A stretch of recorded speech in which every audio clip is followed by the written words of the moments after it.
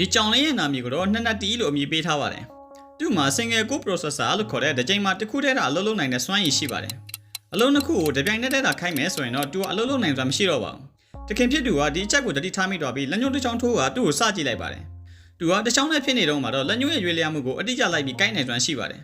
ဒါပေမဲ့တခင်ကလက်နှစ်ချောင်းထောင်လိုက်တဲ့ခါမှာတော့သူ့အုံနောက်ကအလုပ်မလုပ်နိုင်တော့ပဲရက်သွားပါတယ်သူ့ပုံစံလေးကိုကြည့်ရတာကဗီဒီယိုကောပြောရင်းနဲ့လိုင်းကျသွားတဲ့ပုံစံနဲ့တောင်တူနေပါတယ်ဒီလိုမျိုးတူအောင်တော့ကအလုံးမလုပ်တော့ပဲရက်သွားတဲ့ချိန်မှာတခင်ဖြစ်သူကသူ့ရဲ့လက်သေးခြေသေးတွေကိုလိုက်ပြီးညှက်ရပါတယ်လက်နှစ်ချောင်းကနေတစ်ချောင်းအောင်ပြောင်းလိုက်တာနဲ့သူကလိုင်းပြန်တက်လာပြီးပုံမှန်အတိုင်းပြန်ဖြစ်သွားပါတယ်ဒီထက်ပိုပြီးသဘောကျကောင်းတာကလက်ငါးချောင်းလုံးနဲ့တာသူ့ကိုထိတာလိုက်မယ်ဆိုရင်သူကလိုင်းလုံးလုံးပြတ်ကျသွားပါတယ်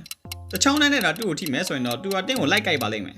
ဒီချိန်မှာတစ်ခုတန်းဆိုရင်တော့သူ့ရဲ့ခန္ဓာကိုယ်ဘယ်နေရာကိုပဲထိသူကတင်းကိုလိုက်ပြီးကြိုက်နိုင်ပါတယ်ဒါပေမဲ့လို့နှစ်ခုလုံးကိုတော့တပြိုင်တည်းလှုပ်လိုက်မယ်ဆိုရင်တော့သူ့ရဲ့အုံနောက်ကအလုံးလုံးရလုံးလို့လောင်ကျွမ်းသွားနိုင်ပါတယ်